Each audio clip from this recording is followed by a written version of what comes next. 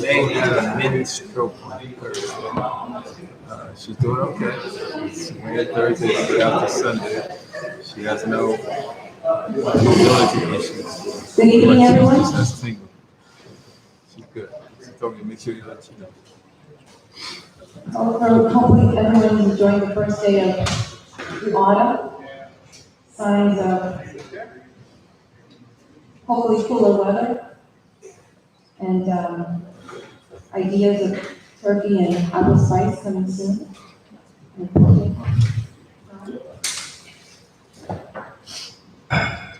We're gathered here today for our second reading of the 2021-2022 millage rate and budget. Today is Wednesday, September 22, 2021. We do have some speaker cards. If you'd like to speak on this topic today, you can fill them out, and if not, you can come up to the podium when we open up that space for discussion. So please let's rise for our prayer and our pledge.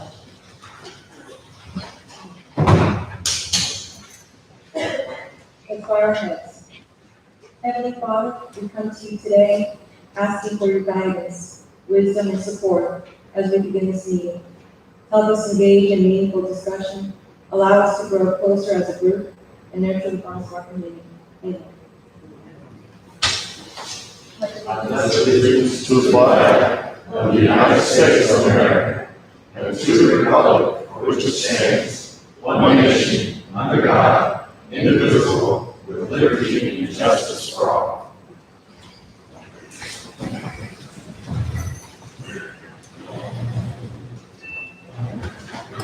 Are there any additions or deletions to this agenda? To the budget agenda. Any additions? We are missing the public section, public discussion.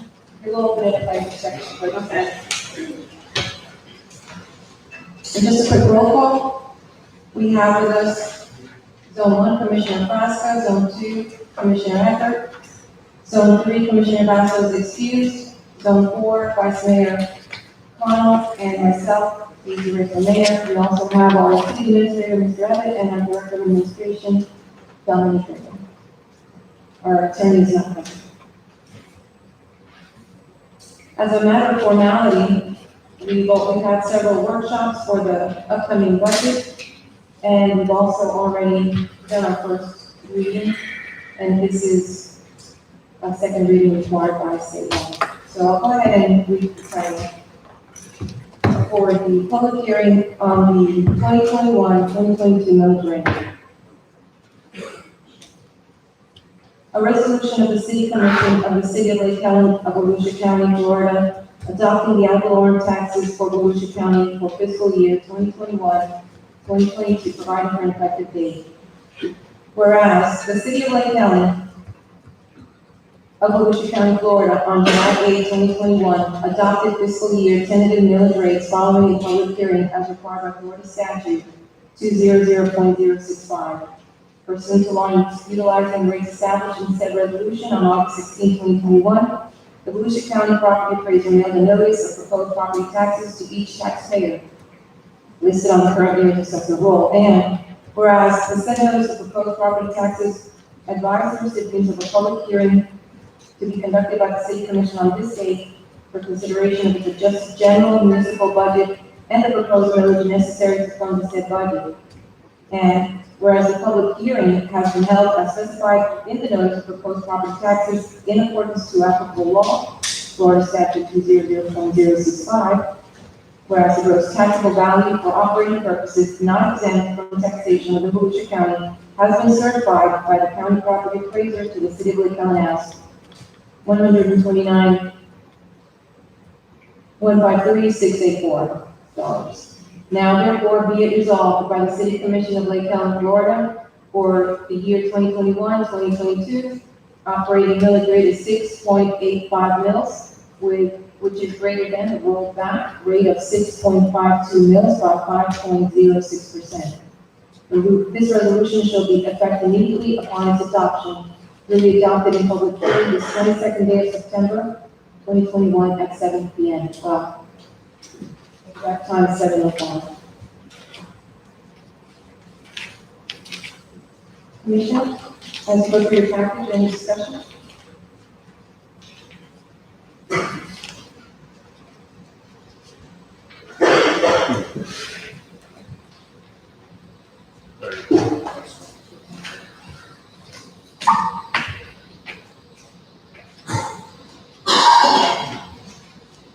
Yeah, I'll go ahead and make a motion to move to approve the second reading of the budget as read by the mayor.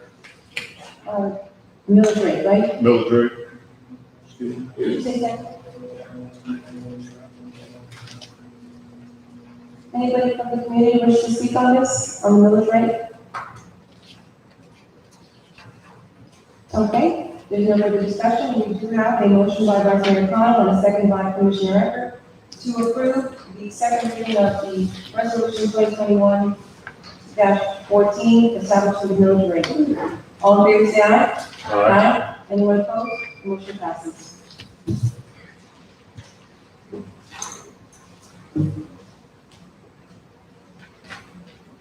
The next item on our agenda is the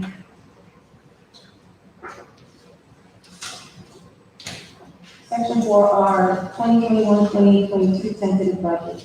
And presented in our package is the outline of our budget.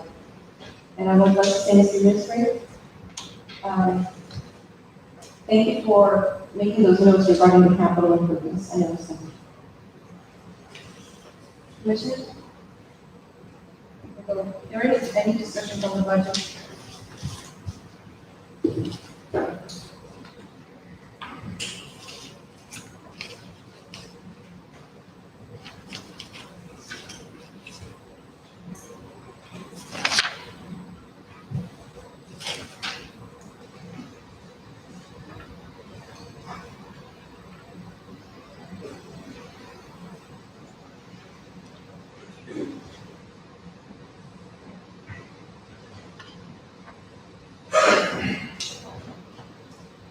Motion to accept the budget for 2021-22 as presented. Second.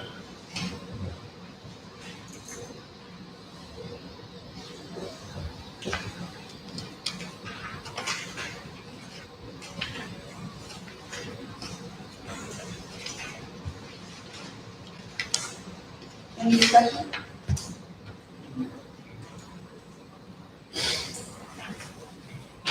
So what? Good discussion. Okay. Yes.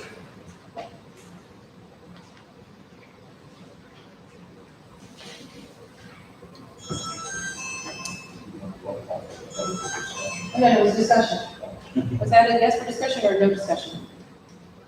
Was that a yes for There no was discussion? there was a motion on the table. Right, yeah, and I just said if we wanted to have any discussion before. I thought you were calling for the vote, Mayor. Oh, okay. Apologies.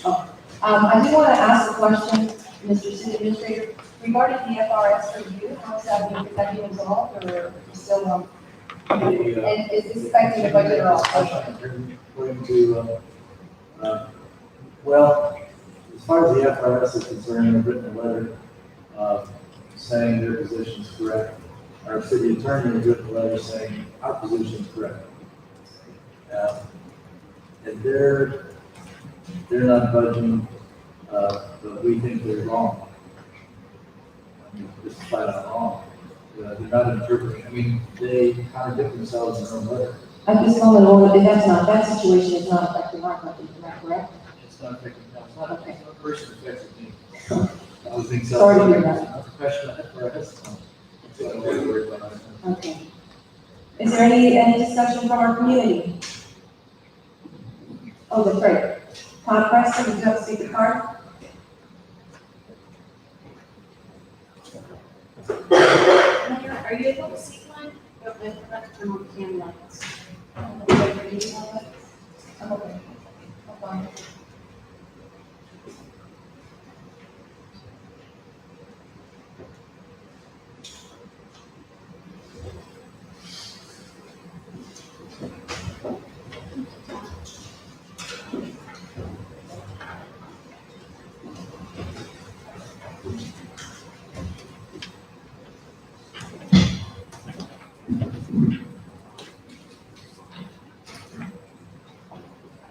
Good evening. My name is Todd Preston. I reside at 352 Connecticut Avenue. I'm here to bring your attention tonight to a very specific anomaly in your proposed budget for the coming year.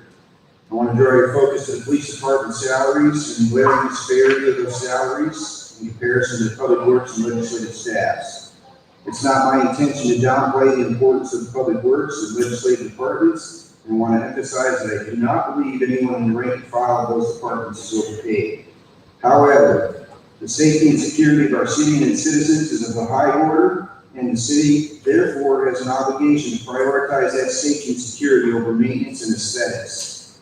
In regards to that, our police officers are formally trained and certified for their positions, unlike many in the other departments, and they put their lives on the line for us every day. To emphasize that, national statistics reveal that the total line of duty officer deaths for 2021 so far is 282 officers. Florida's line of duty officer death count at the second highest in the nation is 31 officers. Let me repeat that. 31 Florida police officers have died in the line of duty thus far this year. 31. The second highest in the nation. As we all know, a police officer's job comes with inherently high risk, and that risk is accepted by these officers every day when they show up to work. Now, the numbers. First, according to the U.S. Bureau of Labor Statistics, which documents and tracks all wage data throughout the nation, the current median wage in Florida for municipal building and grounds maintenance workers is $14.39 an hour. The city proposes to increase our public works department's average wage to $17.52 an hour. That increase will position those employees squarely in the 70th percentile statewide for average pay scales. Second, again, according to the Bureau of Labor Statistics, the median wage in Florida for police and sheriff's patrol officers is $31.51 an hour. The city's budget proposes to increase the average wage within our police department to $18.69 an hour. This increase will bring the officer's average wage up to the lowest 10th percentile statewide. Please absorb that for a minute.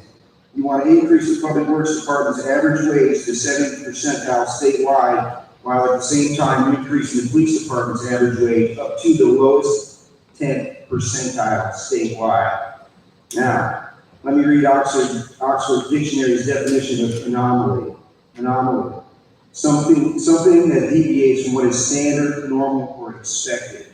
As citizens, we expect our leaders to slightly prioritize public safety over public maintenance. An anomaly exists when we see the opposite, with a glaring disparity of deviation from the norm of 60%. So, in closing, as a citizen, it is not unreasonable for me to ask that you recognize tonight and acknowledge that this anomaly exists and then ask you to justify it or work to rectify it.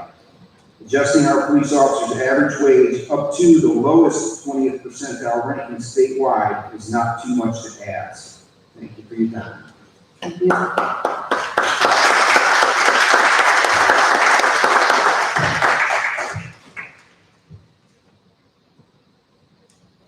Anybody else wish to speak at this time regarding the budget?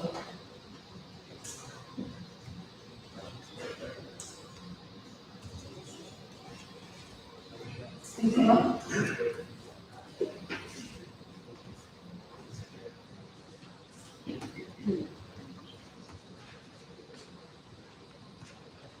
Name's Joseph Rushford, 310 Street, Leon, Florida. Thank you for your service. City of Leon. I just want to come up forward on behalf of me and the other officers that we understand you guys did hard work on the budget this year and offered a 7.1% increase for Long Beach City. And that we just want the ability to be able to accept that. If all our officers could please just stand up for a minute and be acknowledged, we really appreciate all your work, we thank you.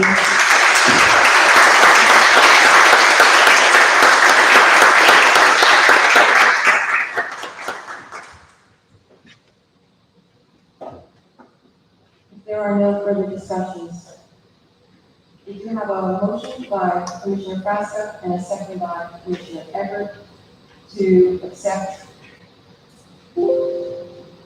the budget as presented. I have a question. Sorry. Ladies, when we, I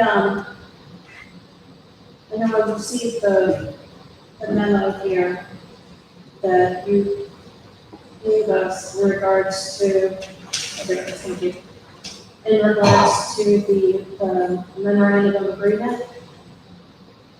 Will there be room within our budget to address this later? No, it's really up to the commission. There are a couple of things that are happening all simultaneously, and I don't think anybody disputes the anomaly. The public works salaries that are quoted are probably true, but in 2 years they're going to be unconstitutionally low. So you can see those numbers rise dramatically. Nobody disputes the fact that our police officers are paid far less than norm, and that needs to be corrected. The difficulty we have now is our officers are unionized, and unionization provides, according to state law, a very formal process of wages, benefits, and working conditions. I can no longer talk to the officers, I have to talk only to the representatives. The representatives have given us an MOU that basically says, we'll take the 7.1, but we also want to negotiate the salaries later. Maybe that's not the officers said themselves, or the representatives. And what I'm saying is, we should not accept that MOU. What we perhaps can do in negotiations is come up with some word that says all of the city personnel should have a salary survey, and if the raises are warranted for our police officers and any other employees, we make allowances but not have to go through the negotiation process at that time. The union would automatically accept them, and I don't know why they wouldn't. But that's the formality that we have to go through now, and it's unfortunate. With the Mayberry has grown up, at least as far as police officers are concerned, and it makes it much more difficult to handle matters just like this. The timing is also unfortunate. The unionization took place after the, I think it was right at the time of the second workshop. So virtually by that time, the budget had already been approved in essence and concept, and there was no reason no ability to amend it from that perspective, but we really can't do anything without negotiating a contract. I had suggested that we begin negotiating a contract. If we negotiate a contract before October 30th, then we should have in there a retroactive clause that their 7.1% would be paid as of the date of the contract back to October 1.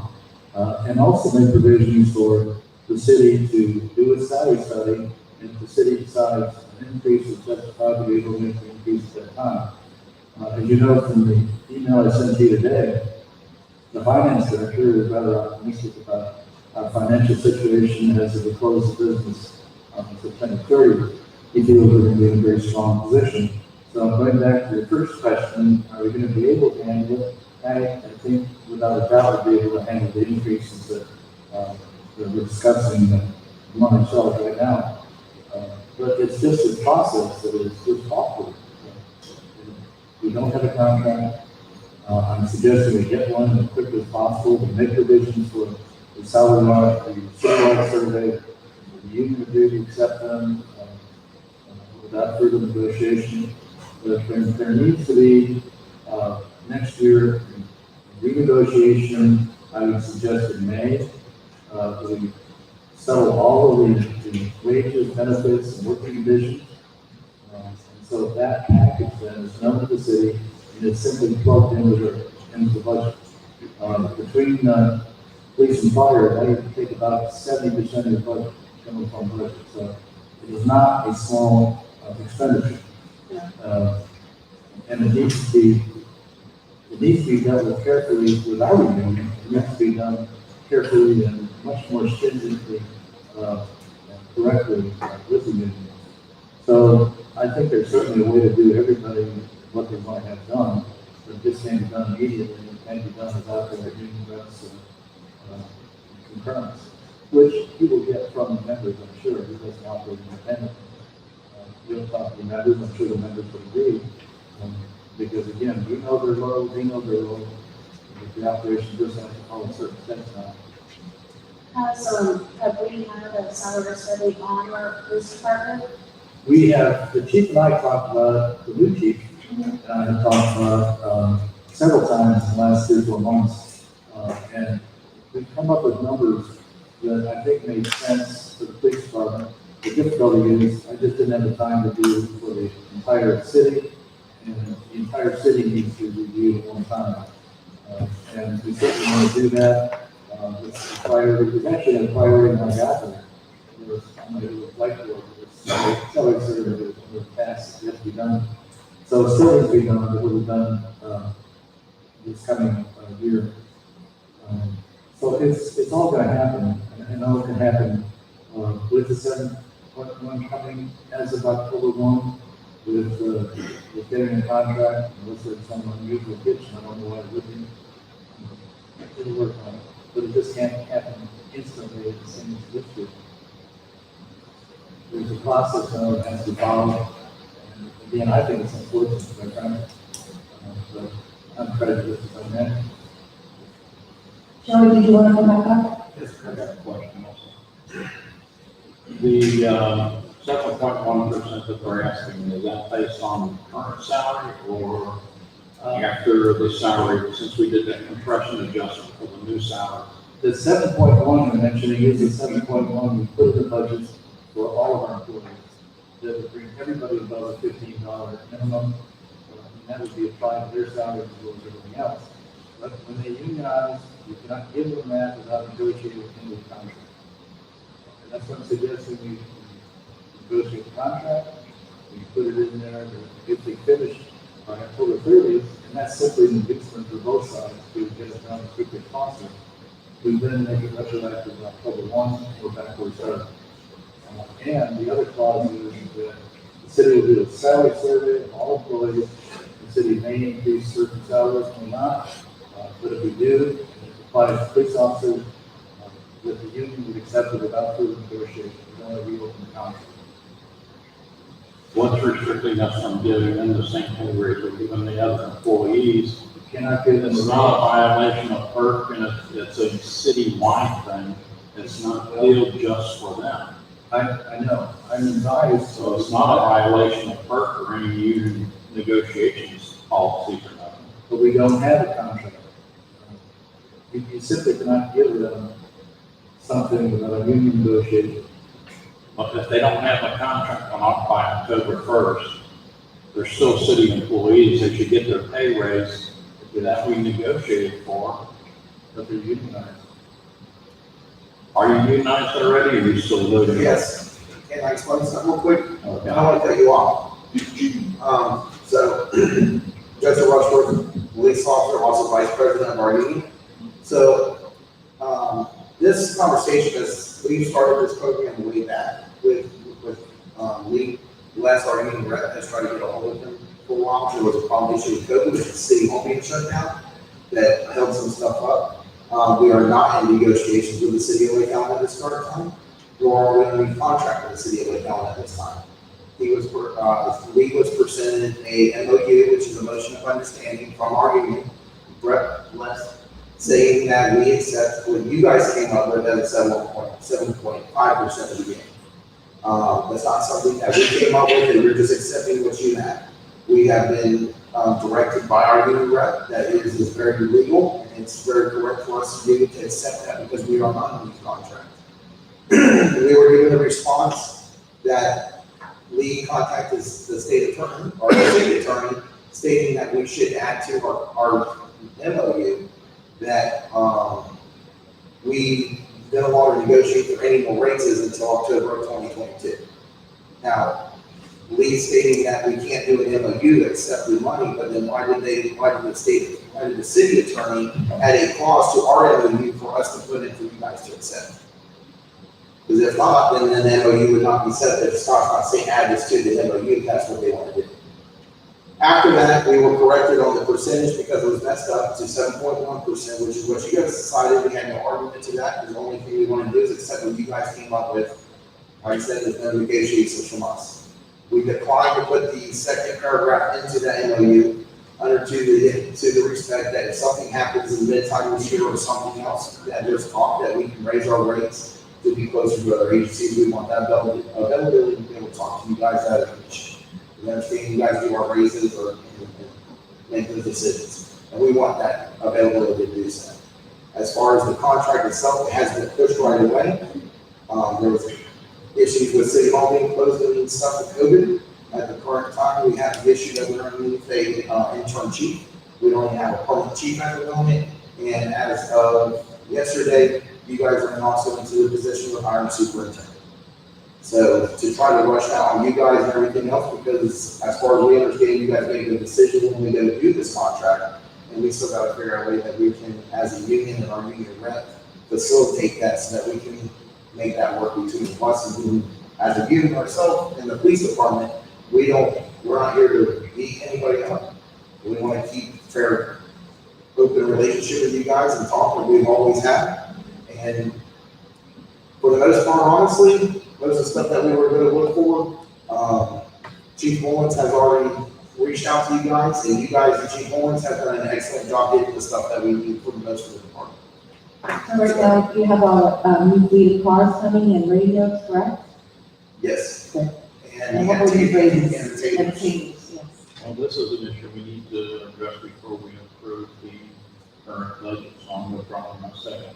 I'll withdraw my motion. Joe, before you sit down, just a couple seconds, a couple questions. So generally, my experience has always been that contracts tend to solidify a relationship, and then it provides a mechanism in which to handle a conflict should that relationship go south in one way or the other. And sometimes it provides a mechanism which celebrates successes as well, too, right? Would you agree with that? I hear part of it. I said, in some cases, an agreement will also be able to celebrate our successes in that the agreement has been working because it was based on a mutually agreed upon and a positive circumstance. So generally right now, you and the acting chief and chief, please feel free to weigh in, rank and file, are generally happy and satisfied with how the city has approached this so far, recognizing that there is a definite salary disparity, an anomaly, if you will, that we need to address. So far, is that all those correct statements? That's correct. So really what we need to do here is be sure that we recognize the importance of getting you guys paid properly, right? We're doing the best we can up here, and with the city, we've got great financial management now. We understand where we are, month to month, year to year, which is so important to be able to forecast. So you came as the rep. You came before Lee sometime in the summer. You say June or July, to start talking about a contract. We didn't start our anything, we started the application, we got held up with the application because of COVID and other sort of things for it to actually be approved. The first beginning was, it was argued and rep spoke to Lee on August 5th. August And 5th. scheduled a meeting for the 10th. On the 9th, it was canceled due to COVID. Okay. And then our rep called Lee on the 23rd and 27th with no response. On the 14th, we met with Lee in his office, Lee, the president, Dane Kraut, and Les and Lee met in his office on Monday on the 14th at 1:30 p.m. Which has led us to tonight. Correct, and that was when the MOU was talked about. When we left the office, we were on an understanding to give them the MOU so that, and the one reason why is we heard that we weren't going to give a rates unless there was some kind of agreement. That's why we came as a meeting to present the MOU so that we can accept it, because, I mean, no offense, but we have one guy making $14 an hour, and that $1 an hour raise over the next month is a tremendous difference. He lives at home and drives back and forth. Would you mind, or I'm sorry, go ahead. And the first MOU was emailed to him at 6:48 that evening, the same day we had a meeting. Okay. Would you mind standing there at the podium just for a couple more minutes? So essentially, Mr. Evans, this is an issue with the unionism and some of the, and perhaps, because I'm not that familiar with that at all.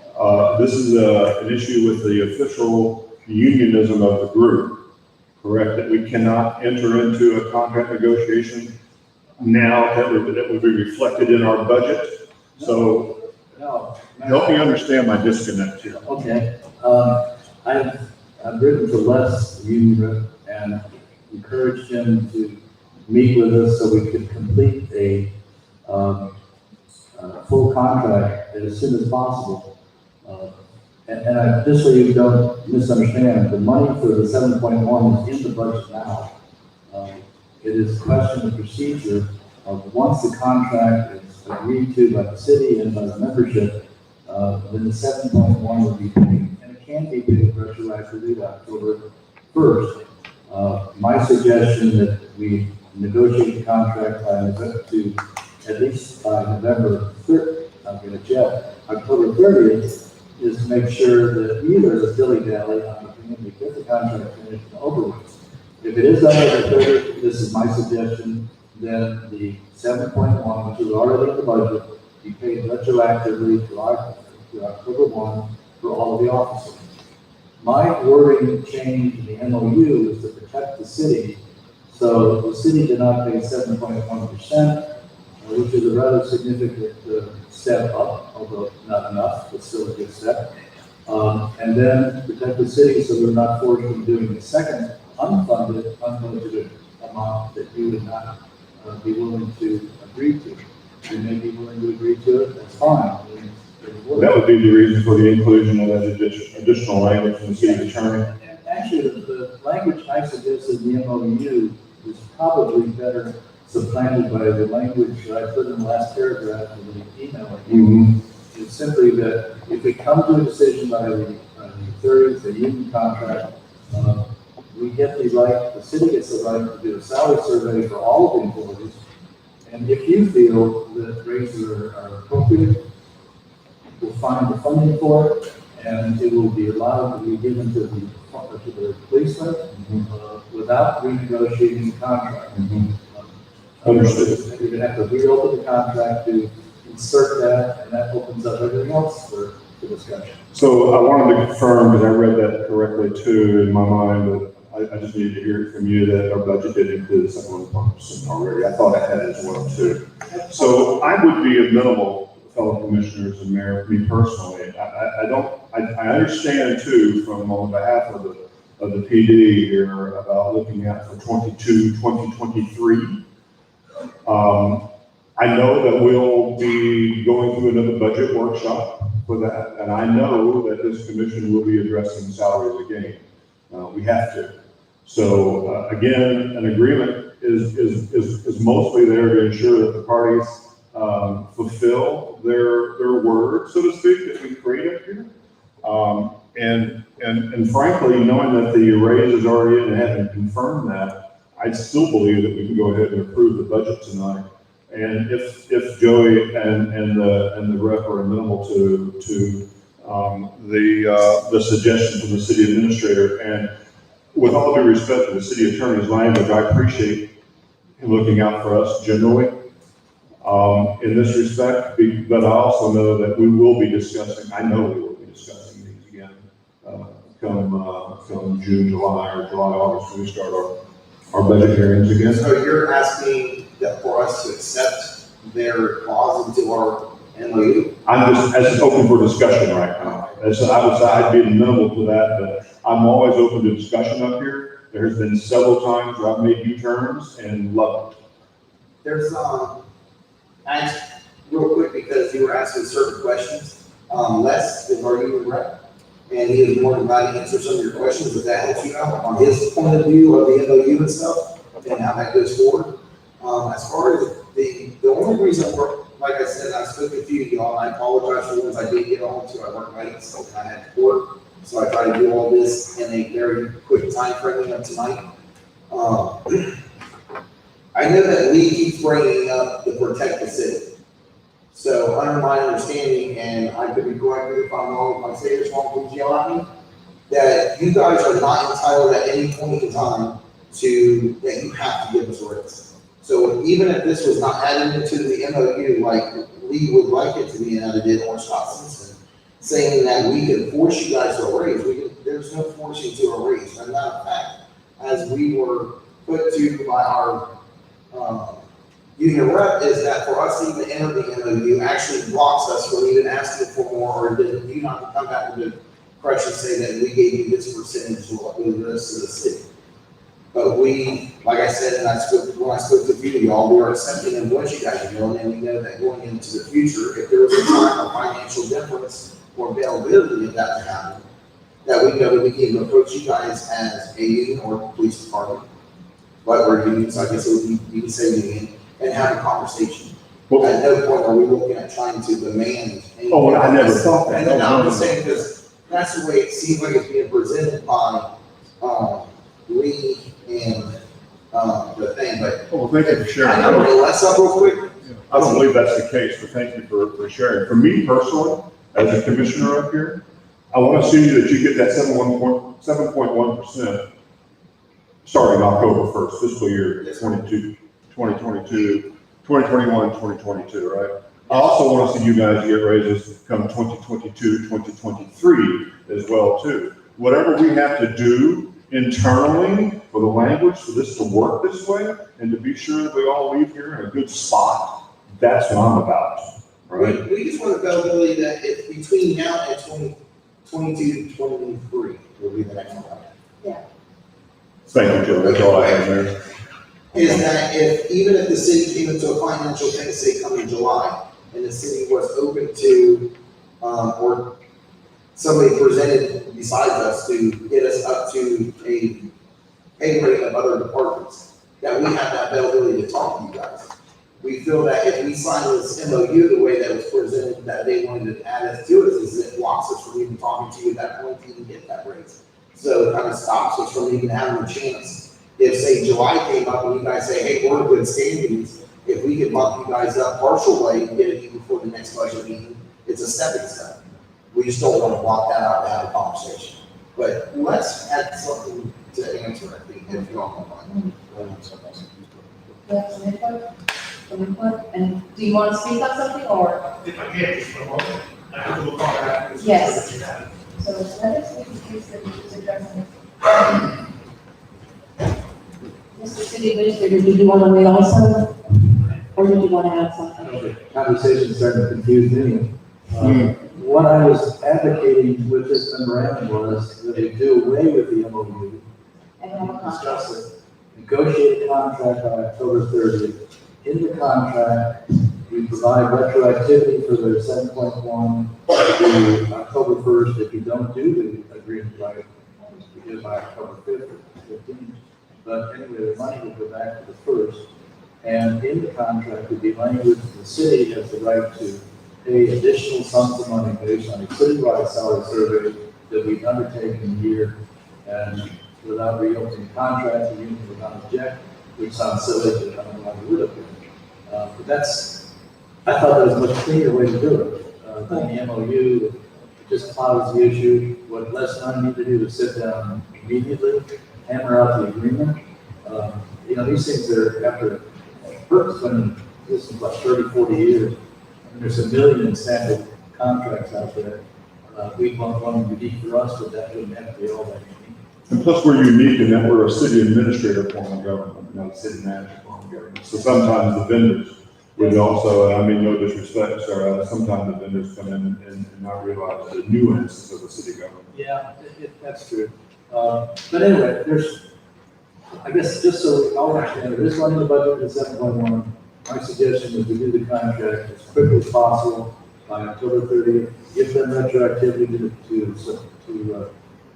the 1st of October 7.1, put in there too the clause that the city has the right to, based on the salary survey, raise their salaries at some point in here if you have the funds to do it. Hi, how are you? My name is Les Cantrell, the National Rep of the International Brotherhood of Police Officers, which was the National Association of Governmental Employees. Purpose ruled in the past, and it's actually happened with the Volusia County case with fire services, when they were discussing what was going on with pay. The county would have the fire department a raise. It's contested in court, the money had to come back. With our time frame of what was going on with us starting the negotiations, y'all did the right thing to take care of the employees. You're in the process, you have a great interim chief here, but you're looking at the chief. Typically, chiefs sit at the table to ensure that we don't ask for something that was outside what his agency needs. So the contract negotiation is moving on.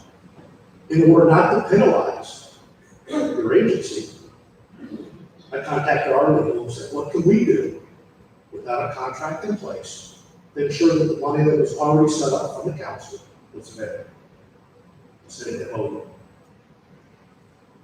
I submitted it several days ago, and then it came back with a clause to negotiate for a raise this year. Not that we were going to, but Lee's example that he just gave, that if we sign this MOU that says we cannot negotiate, and y'all find money through the salary survey, you know the wages to negotiate? That doesn't seem fair on that aspect. Again, you have final say. If the MOU goes through without that clause, we set out on the table and it's not going to come by October 1st. I've been involved in contract negotiations. Even on the smoothest ones, they're looking 60 to 90 days. Because everything is unique to that agency. You can take the aspect of a grievance clause. If I take Port Orchard, Holly Hills, Daytona, the sheriff's office, they have multiple steps. You're not going to have those steps. So we've got to rewrite grievance procedures that fit your agency. Your agency is very unique, your community is very unique. So we're going to go through it and ensure that y'all have a say, your officers are heard. And if we were to come up with something that was outlandish, or we came up for a requested a raise next year, you'll have to agree to it. And that's the whole part about negotiations. I can walk in and say, I want 20% raise for the guys. We don't have the budget, we negotiate. What can we do over here to offset that? But to think that, if we sign an MOU that says we cannot negotiate for raises this year, or talk about it, or discuss it, or review the salary survey that he has, or is going to get. That's all there's about it. It was just important for the union to ensure that what y'all did on the good side, 7.1% for your employees, is not handicapped and then sent back here. That's all it does. And we can sit down and start contract negotiations, jump into it with both feet. But I can tell you this, we're not going to be put, with a line that says it's got to come by October 1st. That's unfair. I've never had someone say that negotiations had to be done by a particular date. In the hundreds of contracts I've been involved in. We're not adversarial. We want what's best for these guys, which obviously we do also. or we wouldn't be standing here. So I'd ask you to take that into consideration. Negotiations are nothing more than two groups coming together for the common good. And that's what we're looking at, we're looking for. What kind of part of you fill out, get to you. That's okay, she's got me. Thank you very much, appreciate it, thank you. Any questions? Thank you very much. Thank you. I can judge her.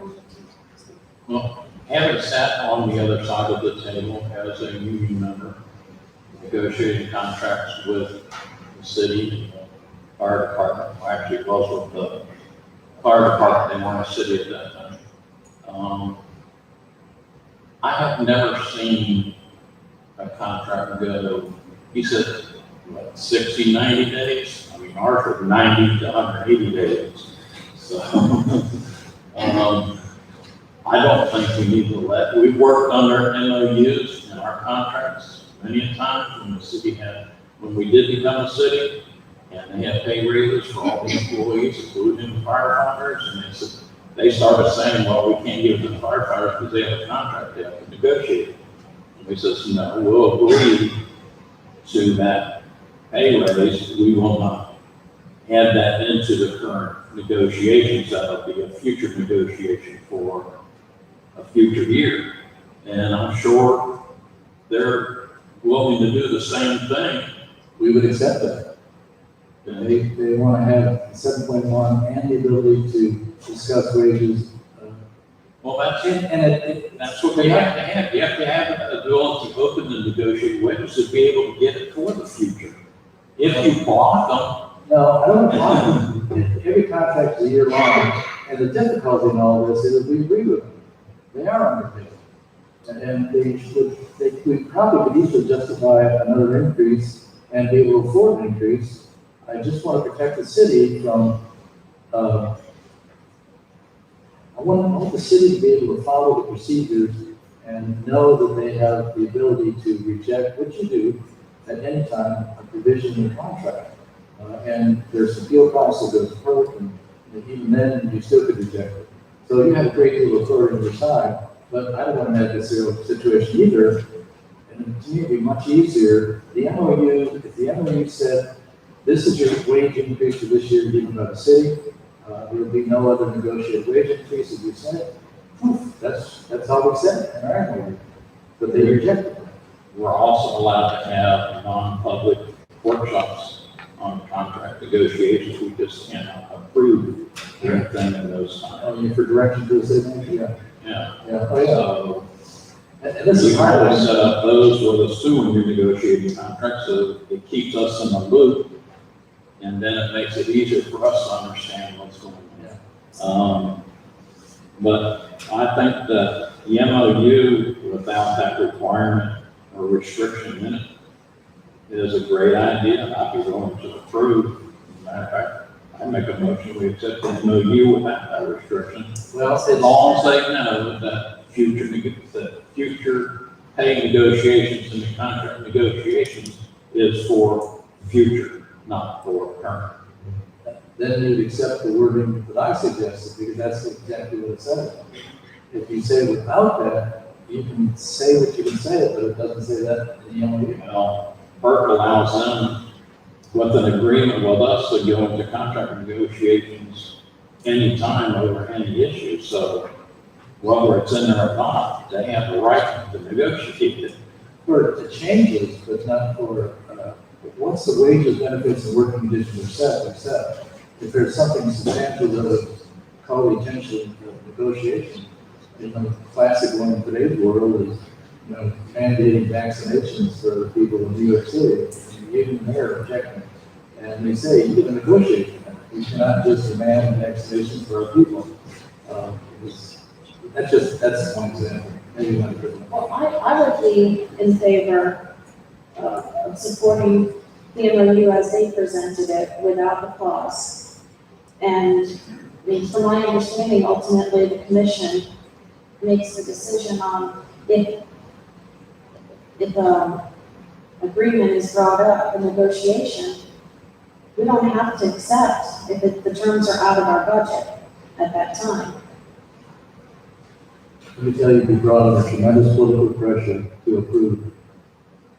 Not been through that too. Well, it's no secret, our officers are the lowest paid. I absolutely agree. So, I mean, we do need to get there, and I'm sure our officers, as much as, as us, see that if there is room in our budget to address Well, at some cost. let me say too, there's no magic in October 30th for the retroactivity.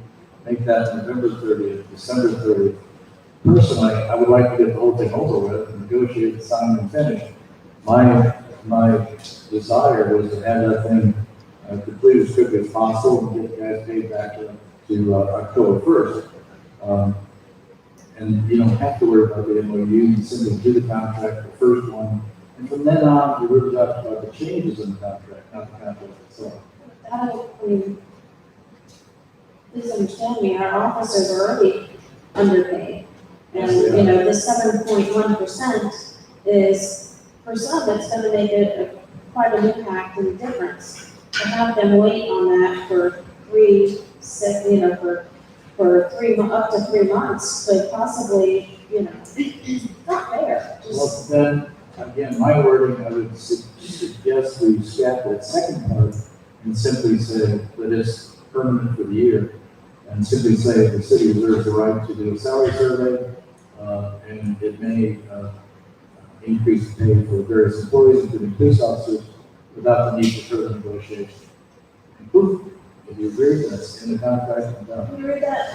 Can you say that again? The poof part, No, the one right before that, let's see, was it in, let's see, in the contract, have word to the fact that the city may do a citywide salary survey, and based on the survey, the city commission may wish to adjust salaries for some employees, including those in the police department, without further negotiation.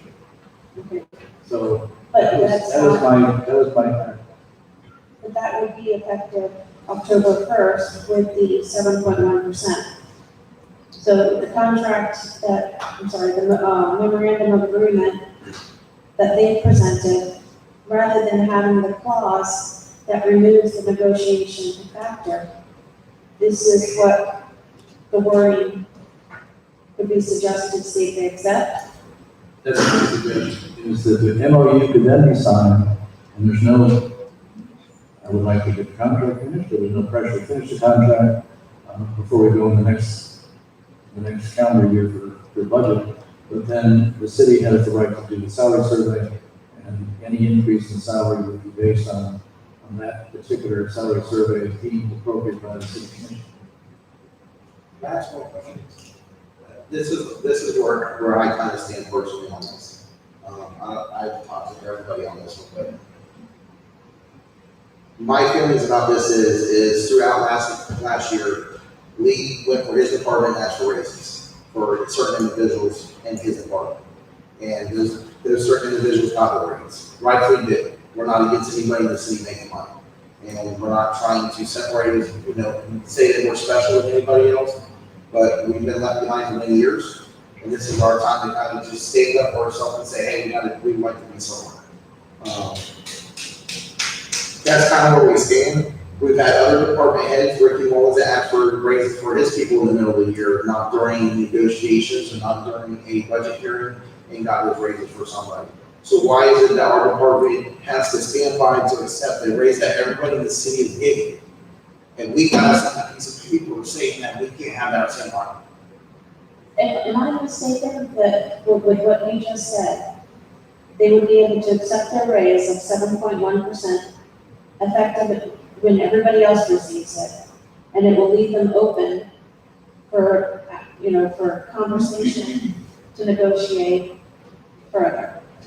Yeah, I haven't, Is that? yeah, what I'm saying is the MOU agreed they would get their 7.1 at October 1, and the commission may do a salary survey and may deem appropriate for certain employees, including those in the police department, to have salary increases without the need to renegotiate the contract. Why, just details, why are we putting down a certain employees? I want to make sure it's citywide. All of our employees are set up for salary. You may not have a raise that much.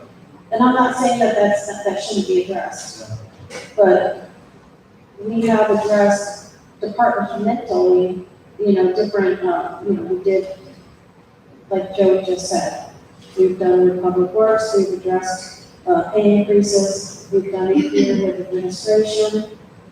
So why wouldn't that be something that we could address middle year with police? If I may? Yes. Okay. So, Vice Mayor and Commissioners, the way that I feel about this, first I'd like to commend the whole commission for making the big push, which was in this budget, everyone's reaching $15, am I correct? Right. So we will be right there as far as meeting state requirements for the future commission, even if we don't have to. Right here in the Constitution. Okay. Then the other thing that I'd like to share is that, I wanted to ask, is that MOU determined as far as for a time period, or is it just a blank, with no end date? It's specific, both of them, their version, my version, and my amended version, are specific to the next contract year. Okay, okay. The other thing that I'd like to, the way that I see this, I like what you were recommending in here, about, doing the salary survey and making those adjustments, bringing it to the commission and just, saying, hey, you know what, these, we could bring these raises if it's in the budget. But at the same time, for the short period that we have, which is a year, and we do have 2 workshops at least minimum, and I'm sure that the union will be sitting at the table during those budget workshops to look at, where our officers are and if they want to negotiate and take a look at this. So in my opinion, I'm torn either way, but because it is new, this is a new process for us. And I feel like I understand our officers, and probably because I used to be police officers, so I understand the hard work and just the randomness of it. But the most important thing is that really helping us get through this first process. And how bad is it really just to accept this MOU as it is now? How committed, how in jeopardy does it put us? If let's say they come in May or during a workshop and want to negotiate, are we committed to saying yes without coming to the commission and, looking at our budgets? I'm just looking at the safeguard, I know we said protecting our city and the issue that other department heads become randomly during the year and say, okay, I'd like to get a raise. So I'm just looking at that aspect, how to move this forward, to accept that MOU the way that it is, does it really put us in jeopardy? The commission always has the right to accept or reject contracts and proposals. But you want to be fair to the employees, and I think you've been quite fair even with 7.1. So it's a matter of, to me, it's a matter of being more correct in the process and protecting you from the unknowns of the process and having to deal with whether you might even like them. But I think it's important to set limits on MOUs. Roger suggested that they be for just next year, and that's what we have in our amended version. Theirs is just in case the 7.1 has an October 1, and then we'll negotiate a contract that will have undoubtedly some discussion about wages, benefits, and working conditions.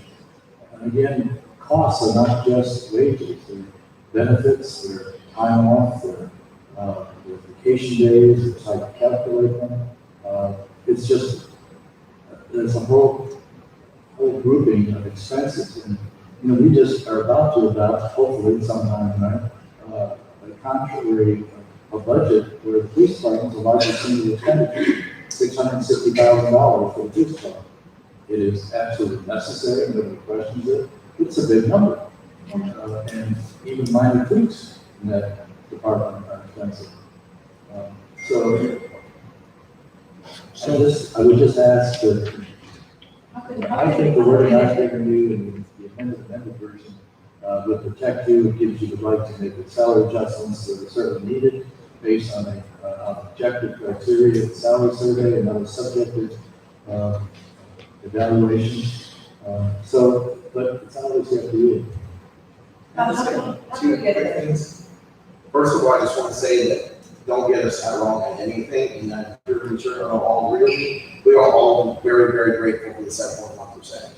All right, we're not fighting it, saying that you should have did more at this moment. We're very, very happy about it. I'm just saying that I want to be clear that we're not downing you guys for the 7.1% at all. We just want to. I know, I'm feeling like it's a matter of principle, am I right? I feel like the matter of principle. We just want the option to be able to do stuff like other departments. I mean, and it seems like we're partially being held that we're being pushed because we're a union, that we're going to push for certain things, but no disrespect. Last year, the city shut down for 2.5 months. There was one person working each department. Our department came in and we worked every hour. We worked our 84 hours every 2 weeks. None of the city did. Everybody was working one day a week and getting paid 40 hours with nothing being held against them. We never said one word about it, but today, when we leave things go by, because anybody back there will get anything for the city, we can go bend over backwards. We work times when we need to work. And we don't push anything. All we want to be is we want to be this friendly with you guys and be able to talk. That's it. Mayor, if I may. Yes. Okay. So Mr. Evans, in your words here, the union's MOU, and that to me, in my words, a memo of understanding. Is that pretty much the same thing? Okay. The MOU was silent on the ability of the union to negotiate a salary increase in fiscal year 2021, 2022. Now that raise would be proposed then to take effect for fiscal year 22, 23 though. So hang on, let me finish, because you're suggesting that we don't want to provide them the opportunity, and I think Joey is related to that, and the commissioners here as well too, and the mayor, to preclude them the ability of coming to us and talk about another salary increase during fiscal year 2021, 2022, which is starting, I'm going to finish, I got one more thing, starting 10/1, okay? So that fiscal year, that discussion is going to happen sometime in mid FY 2021, 2022 to take effect for October 1, 2023. Right? Right. Because we'll be negotiating in 2021, right? I mean, 2022, right? And that salary increase would take effect fiscal year 10/1/23. You see what I'm saying here? October 1 of 22. Yeah, no, because next year, we're in 2021 now, right? Right. Right. So this fiscal year for 2021 is also 2022, right? Right. And then so in 2022, June, July, August, we start talking about what that fiscal year is going to be looking like for 22, 23. Right. But that doesn't take effect until October 1st of 2022. Right. But that salary increase could take effect in 2023. So that would give them the ability to negotiate an increase that would not take place. And So you could do it that way as well too. that's my amendment, first one, that they're objecting to and did not accept. And But, you know, I guess but you're concerned about the full economic impact of the union contract for 21, 22, and then 22, 23 is what I'm sensing here. the contract would apply for this year, but be most importantly impacting the next fiscal year, right? But what I'm suggesting is, we all know the policemen, even with the 7.1, are not even close to being comparable with other police departments. So I want to make it available that we can do the salary survey and include raises even in 21, 22, but not reopen the contract and not have the union want to reopen for anything else. In other words, I want to give them 7.1, and I want to do a salary survey, and if you say, we need to raise the officers another 5% and pick a number, then you can do it by inserting those numbers in the contract without further. Without further negotiation of any terms within the contract itself, just the raise by itself, just the raise only. Just for what he just said is, he said if you guys do a salary study, to possibly to raise money for 2021. This is the only reason why we're asking for this not to be put in, because if, correct me if I'm wrong, we agreed to this the way he wants us to write. In June of 2022, they decided here's the whole city to bring them up to that salary rate. They can no longer talk to us until October 1st, correct? Well, I'm saying we signed the MOU as they wanted to.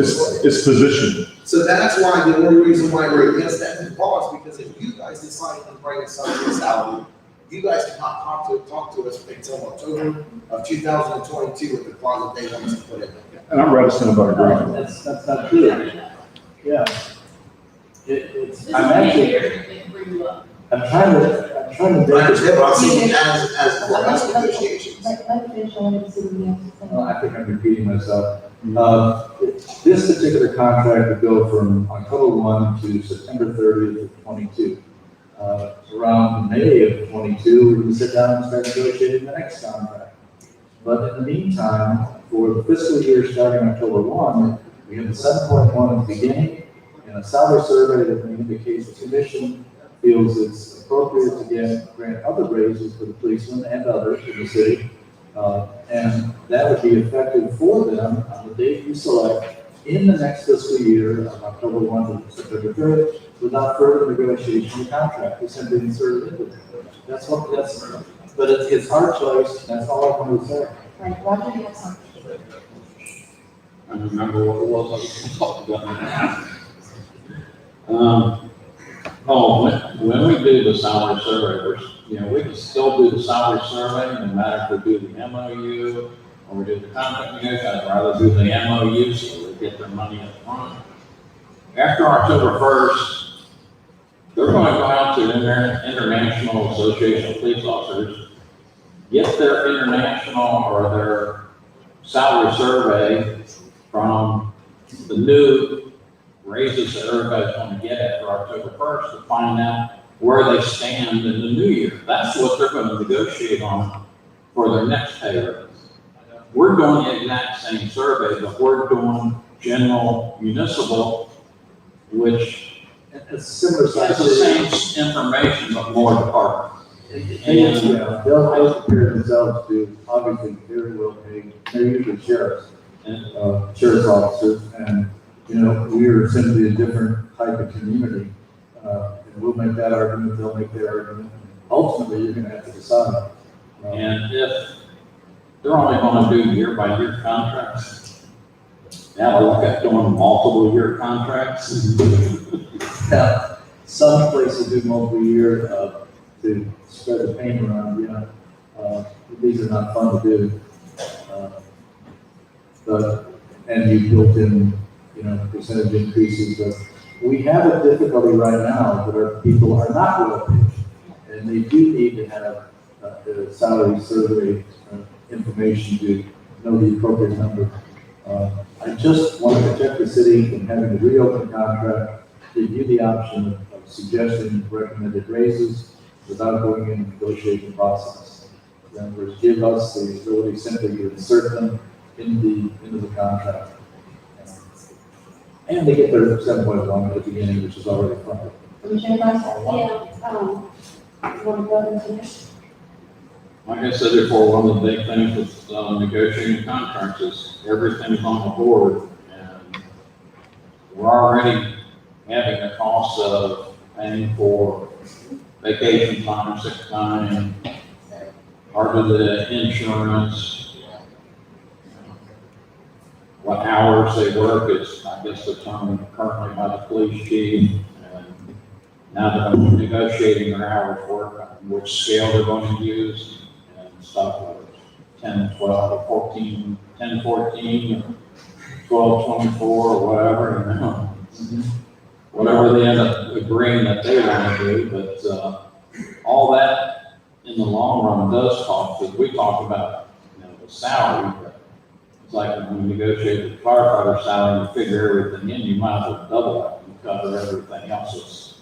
Right. Also, even for the regular city employees, everything that's added to it, you might as well double the hourly rate they're actually getting with everything that they're being covered for. or 20% higher or something like that. I've always used a figure 35%, but in today's level, it could be up to 50. I would see no problem with having, because of that, I would see no problem with having an MOU without those restrictions in it. Just so the police officers can get their salary approved on October 1st, and then they can go into negotiations. They're not forced on having to wait, on a certain time, but get it done to where we can take and figure out for the future what it's gonna cost us. Well, again, I don't think we're disagreeing on the October 1. The only disagreement, I think, between your position and what I'm suggesting is that we do not have, the union will not have the ability in the contract to open up salaries in the year, save the commission having the ability to recommend and pay raise. Well, there wouldn't be much difference from another department head coming up and saying, we were like, look at it. The only difference is that they have a union and the other department heads, departments don't. So they're only asking for the same exact thing. We can always review. If we have it, we do it, and if we don't, I mean, it's the same pressure as if in Public Works or if you come in to ask us for administration. But the decision is not yours and mine to recommend and propose and dispose. It would be a union demand and contract, and procedures all the way up to state on appeal. It is a much more cumbersome process. In my opinion, if you consider apparently you have a better negotiation stance than not, but it can be ugly. I hate to say it. The thing that we have, There's a Commissioner, one-week school holiday too for it. we have a budget that needs to either, we need to move forward and how we're going to get there. How can we get there? With the clause that you mentioned, with having the citywide salary survey based on the survey of the, let's see, Other municipalities. Yeah. In our immediate, our competitive areas, so to speak. okay, with that one, then I believe the other issue to be addressed was being able to have negotiation open during the fiscal year to negotiate for the budget for the future year. These are two different decisions, fellow commissioners and mayor. We have a decision to make is to accept the budget, which is included a 7.1 salary increase for police officers. That's the first decision. Second decision is to figure out how to get the money to them. And when. And when. And then how that affects future negotiations down the way. And I'm okay with future negotiations down the way. I understand this, that you're in this, the attorney trying to help us avoid negotiating terms. A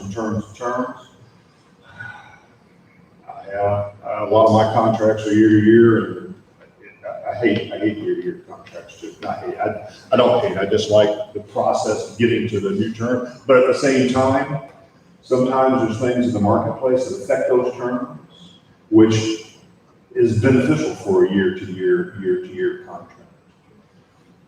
And perhaps this is going to be one of them now. Perhaps this is going to be one that is going to have to live to be modified as we go forward and growing with the PD and growing with the union and the PD together. That's my goal up here, is to grow this together and be completely transparent. And in this whole thing, with people feeling good about where we're landing and where we're going, and then having the words in which to back it up. So, Mayor, I think we can approve the budget. Let's move on. I think we can do that. At least I think we can do that. Depends on the vote, of course. And then I'm okay with having to look at negotiating this thing. Because that second time we negotiate this, perhaps then would be the time to start looking at, can we get more than a year out of this? Can we build in some language going forward on the second year of the contract that would protect the cities for future years and future commissions? Perhaps that's the vehicle in which to do it now. We have to accept some risk up here. These gentlemen and ladies are accepting far more risk than I would be comfortable with at times. And I'm trying to keep politics out of the discussion because this is a critical thing for us, a critical juncture in this. So I believe, for me, I have to accept some risk for that. And that risk would be negotiating this agreement again soon. And not having another method other than the MOU, which I understand why the union's silent on that ability, because we don't have anything in place. They don't have anything in place either. And I think that's the part that's most important to me. And I think I've never been in union contract negotiations. I was a Teamster when I was 19, 20 years old, eons ago. I have no idea if it's going to take 90 to 120 days. I don't know if it's going to take 30 days. I don't know. That concerns me too. But I'm more concerned about getting the raise to the guys that need it.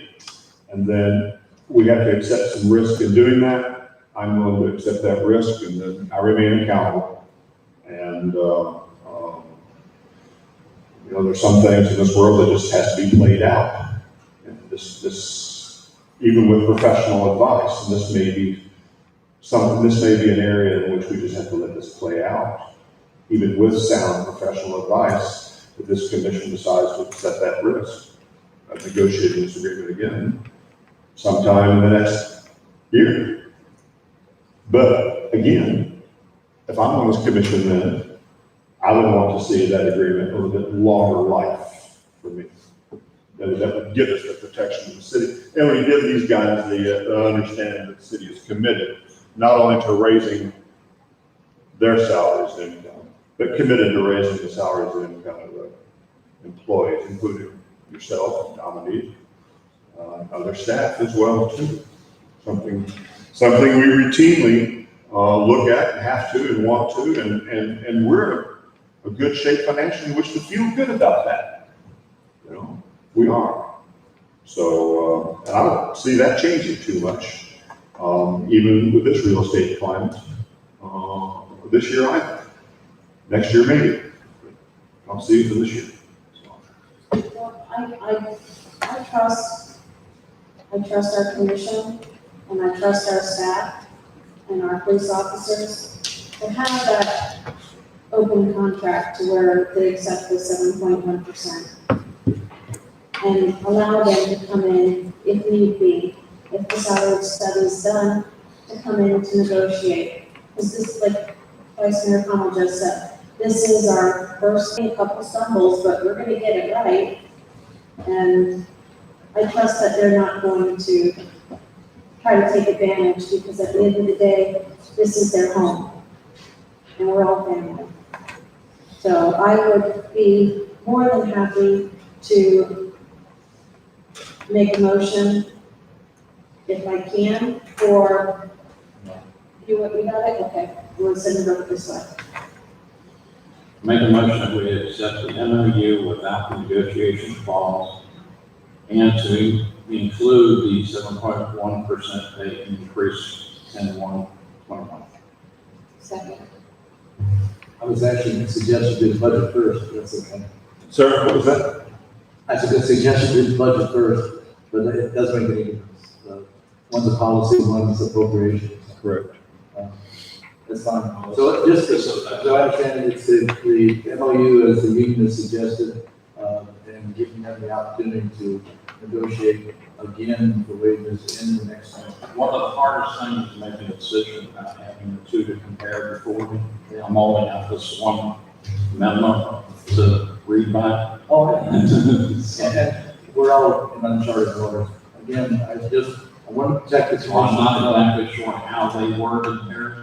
I'm not exactly sure how yours was worded. I can also, my suggestion based on what was in this memo.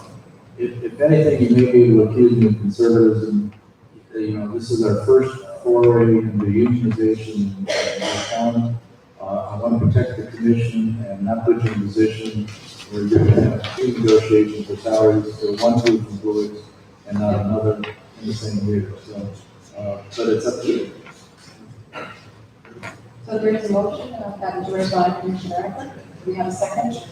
Yes, sir. Any further discussion? Wants to talk about that?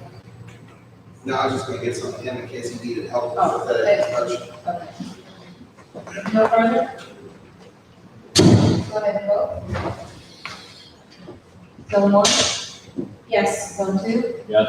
Zone 4, Yes. and I say yes, the motion passes to accept the MOU without the negotiation clause and to include the 7.1% increase on October 1, 2021. I just wanted to take it on behalf of all of us, for one of the biggest things tonight, we just appreciate you guys gave us a chance to talk and express ourselves. It's where it has to happen, right here, huh? Absolutely. Absolutely.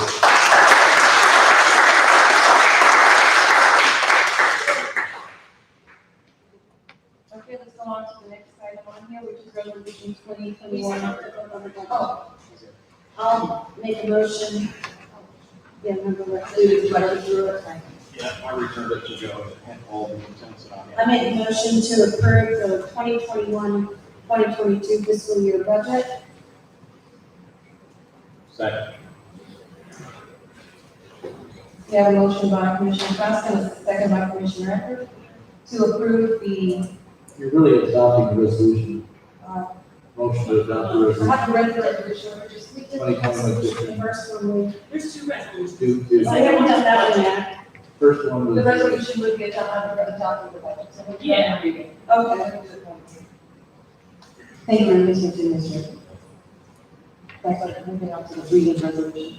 Resolution 2021-15, a resolution of the City Commission of the City of Lake Helen, Volusia County, Florida, adopting the budget for the fiscal year 2021-2022, providing an effective date. Whereas on July 8, 2021, the City Administrator presented the tentative budget for further consideration by the City Commission. And whereas the City of Lake Helen, Volusia County, Florida, held a public hearing on this date as required by Florida Statute 200.065. And the City of Lake Helen, Volusia County, Florida, set forth the appropriations and revenue estimate for the fiscal year 2021-2022 budget in the amount of 6.85 equals $4,571,000. And whereas the City Commission of this state adopted a resolution approving a millage rate to fund this budget. Now therefore be it resolved by the City Commission of Lake Helen, Florida, that the fiscal year 2021 budget is hereby adopted. The city administrator is hereby authorized and directed to provide copies of this resolution to all parties as may be required by the applicable law. This resolution shall take effect immediately upon its adoption, duly adopted in public hearing this 22nd day of September, 2021, at 8:21 p.m. Make a motion to approve resolution 2021-15, adopting the budget for the fiscal year 2021-2022, providing an effective date September 22nd, 2001. Do we have a second? Second. Any further discussion? All in favor of this resolution, say aye. Aye. Anyone opposed? The motion passes. I apologize, I got excited. This is, make my motion first. Well, are there any further discussion regarding our budget? If not, commissioners? Commissioner? Let's take a 5-minute break and we'll come back here, before 8:30.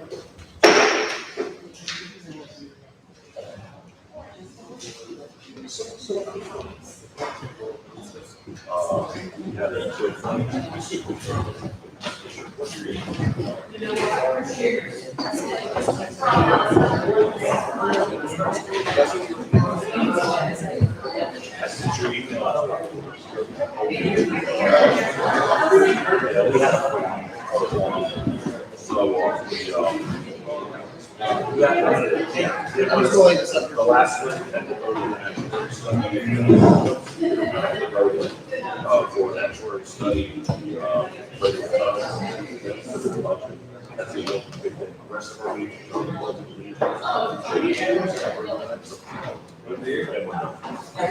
Get happy outside. Oh.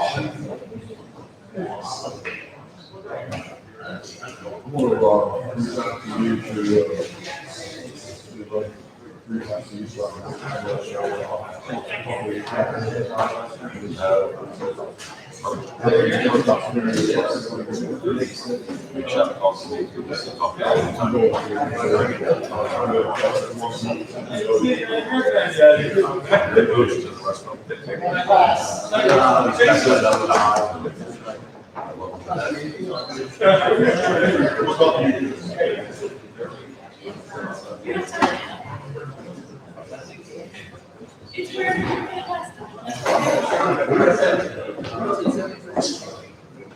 You need me?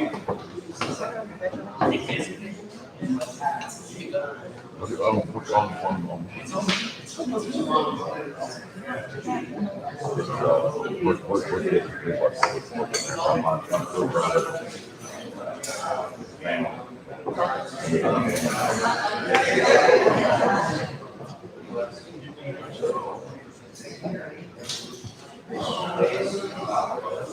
All right, okay, all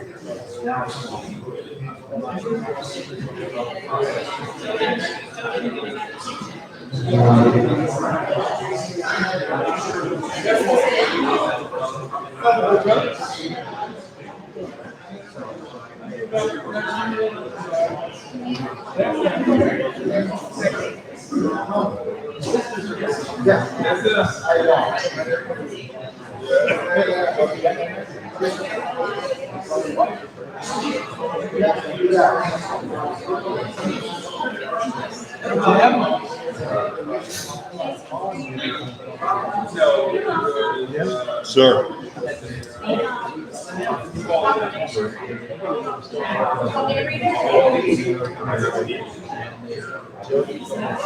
Yeah, we're gonna continue our bunch up. We were gonna create a second meeting and all of that. No, I don't think that you know, I know you are, I know you are. No, I just didn't recall that. Hopefully that will get done quick. Well, it's not me. But, okay. I want to catch my plane. Yeah. No, we're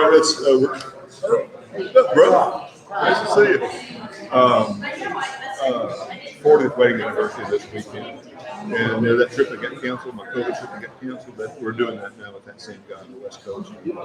So his plane's sitting over there at the land airport waiting on me. I thought we'd be done by 8:30 and I realized we had the second meeting. So I'm handling that now. I don't care. I'll handle it now. At least it's not a paid seat, you know.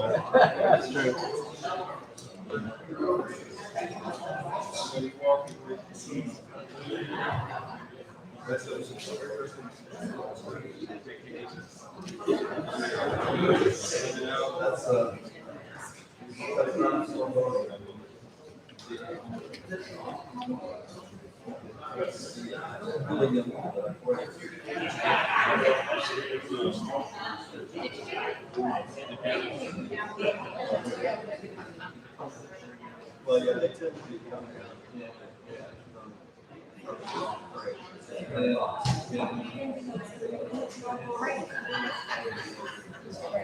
Yeah, I didn't think I was gonna make it to wash my hands.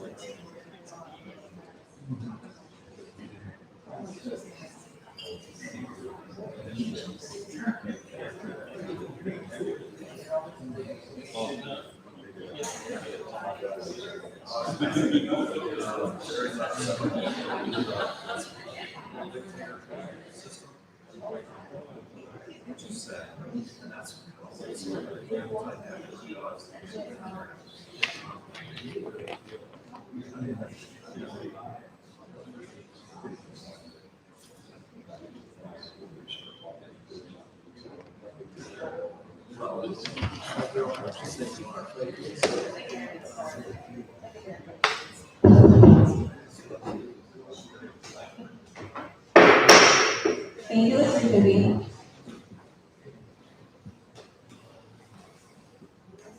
So, we're gathered here for a special meeting after the budget hearing. And today is Wednesday, September 22nd, 2021. And we have already dispensed with our ceremonial matters. So commissioners, do you have any additions, deletions, modifications to the agenda? We do have the proclamation for National Hispanic and Latino Heritage Month. So we got it to two, section 2. There's nothing further? Let's go ahead and I'll turn it over to you, Commissioner Preston. Thank you. Whereas National Hispanic and Latino Heritage Month celebrates the Hispanic and Latino community and highlights its countless achievements. And whereas the Hispanic Heritage Observance began in 1968 as Hispanic Heritage Week under President Lyndon B. Johnson, and was expanded by President Ronald Reagan in 1988 to cover a 30-day period starting on September 15th and ending on October 15th. It was enacted into law on August 17th, 1988, on the approval of Public Law 100-402. And whereas each year, Americans observe National Hispanic Heritage Month from September 15th through October 15th by celebrating the contributions and importance of Hispanics and Latinos to the United States of America, to the United States and those American citizens whose ancestors came from Spain, Mexico, the Caribbean, Central America, and South America. Whereas the city of Lake County supports the federal government's observance activities each year by leading the process to select the annual theme federal agencies use to conduct their Hispanic Heritage Month observances. Whereas this month's theme, Esperanza, the celebration of Hispanic heritage and hope. The theme invites us to celebrate Hispanic heritage and to reflect on how great our tomorrow can be if we hold on to the resilience and hope.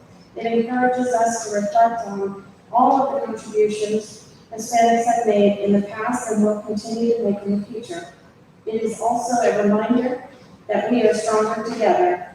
And whereas Hispanics have enhanced and shaped our national character with century-old traditions that reflect the multi-ethnic and multicultural customs of their communities, while adding their own distinct and dynamic perspectives to the story of our country. And whereas Hispanic and Latino Americans represent a growing demographic of our city, we honor the invaluable ways they contribute to our great city. And now, therefore, the City of Lake County Commission proclaims September 15th through October 15th, 2021 as National Hispanic and Latino Heritage Month in the city of Lake Helen, and encourage our community to join us in celebrating the great contributions of Hispanic and Latino Americans in our city, state, and nation. In testimony whereof we here unto set our hand and pause to affix the great seal of the city of Lake Helen in the state of Florida on this 22nd day of September. Thank you very much. We're going now to commission consideration. First item up is the auditor's engagement letter, and it's attached, commissioners, and I'll turn this over to our city administrator. Thank you, Madam Mayor, members of the commission. This is a very simple letter. Basically, we're retaining the services of our auditor. It has to do formally, and it'll be the auditor that will audit our books from the close of September 30th, 2021. They have been our auditor now, I believe this will be our third or fourth year, which is not unusually long. Mayor and I had a brief discussion about what's an appropriate time. At some point, we need to consider another auditor so they don't get terribly comfortable with us. Just keep them objective. But 5 years is the number that I used to use.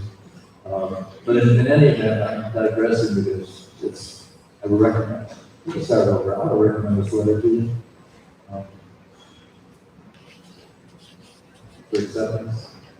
Thank you. Yes.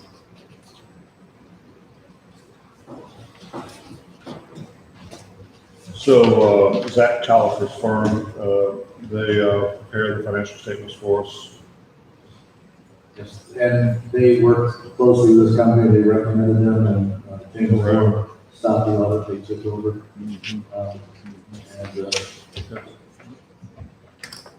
We're familiar with them, they're familiar with us and our system.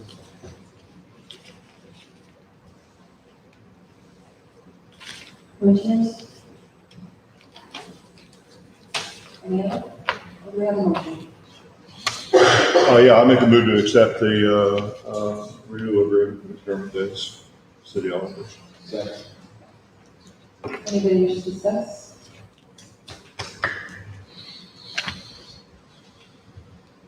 Okay, we have a motion by Vice Mayor Collins and a second by Commissioner Evers to accept the auditor's engagement letter from Attorney Davis. If there's no further discussion, let's go ahead and vote. All in favor, say aye. Aye. None opposed, motion passes. Hey, when is our audit going to be held? When's it gonna be? Yeah, when are they going to do our? They're gonna start in December. That's the last thing. They need to close out their books, but the only reconciliation left, I'm happy to tell you, was September, and it's not closed yet, so we can't reconcile it. But we are caught up on reconciliation. That's a great step moving forward in the right direction. Yes, very positive. Those small victories of staff. And that's what James Moore, not with other things. So Pardon? that's what James Moore. Yes. No further? Next item, appointment of two PLGRC members. Do we have any of the applicants here? Do we have one, two? Okay, great. Before I turn this over to the city administrator, just wanted to say, and share with the commissioners and vice mayor that we really depend a lot on the recommendations from our board, and I really value their input and their dedication, and it's, again, a volunteer, these are volunteer boards, and God bless them. So, having said that, I'll turn it over to our administrator. Anything else you'd like to add? I just want to let you know that I have talked to all of the candidates, and they're here. The only person I think that is not here is the chairman, who is representing us this evening at the Volusia Growth Management, whatever it is. And that's, in other words, I'm trying to explain, I think he's doing that work for us, that's why he's not here. And the other candidates, like Roxanne Goodman said she could offer 7, so she's behind me, I don't know. We have, Teresa Lane and Mr. Earl.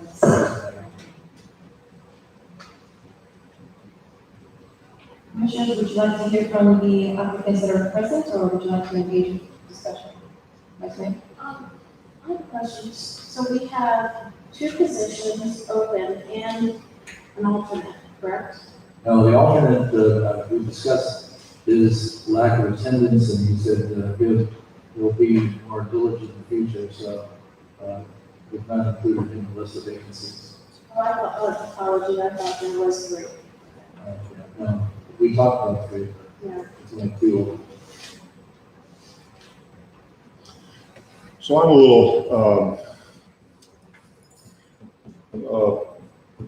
little, intimate to this whole PLDRC thing, because back in the day, I got involved in city politics through a member of the PLDRC who had approached me to say that there's a good chance that his appointment's going to come up. And if I was willing to apply, he wouldn't apply for a reappointment. And it gave me an opportunity to get involved in the local politics here in Lake County.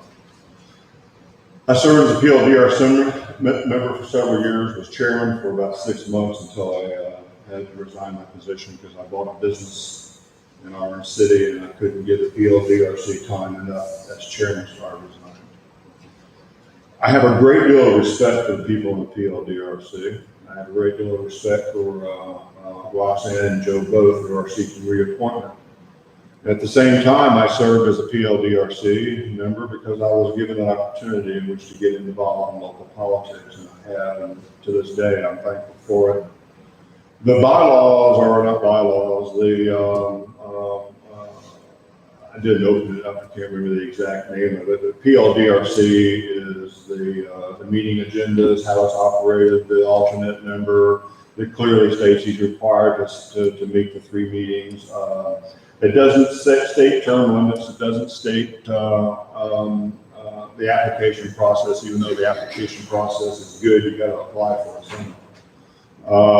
And so it doesn't lead to a lot of growth, so to speak, if you have if you have members embedded. I've served on many executive boards where there have been embedded members. I'm not to say this to mean any disrespect to Joe or Roxanne. They do a very, very fine job in a very tough position, but I have been on a few executive boards where embedded members have been tough to work around, much larger boards, not the size of the PLDRC. So I'm in a quandary here. Teresa Lane, I know well, and Earl Farmer, I know, after many conversations with Earl, has been trying to find a way to get involved in city politics. That's my perplexion. I'm perplexed in this. It's serving as a chairman of the PLDRC, you're definitely going to be a target occasionally. Well, heck, we're targets up here every time we meet. Part of the job description. I'm okay with that. In this particular case, I'm in a tough spot in this particular case. That was my opening statement. So I'll defer to the mayor. Thank you. I can help you lift you out of that burden. I make a motion to accept Earl Farmer and Teresa Lane as our new members of the PLDRC, and I guess we don't have to do anything with Corey? No? Okay. And I think both Mr. Hammond and Ms. Quinlan, on their years of served on our PLDRC, it is not a light board. It is definitely a heavy hitting board. And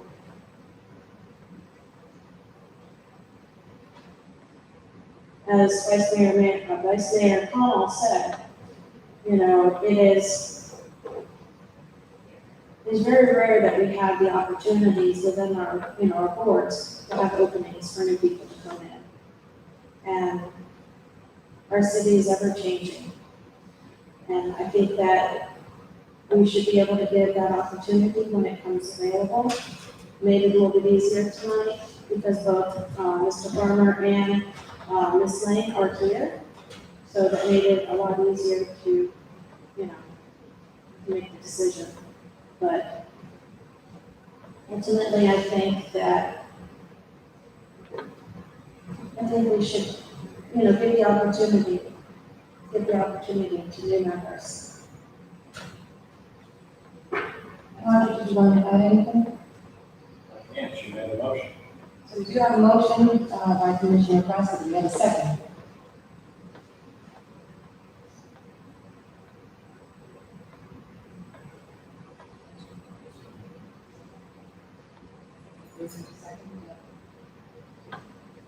The motion dies. Can we have discussion? Like Mr. O'Connell, you know, the people that have been serving on it have done a great job. They've been serving on it for a long time. And I also believe in a fresh point of view once in a while actually does a board some good. But I would like to hear from the candidates that are present tonight to get their opinion and insight on how they're going to approach the board. Teresa Lane, could you please come up? Yours was the first card. And thank you for your application.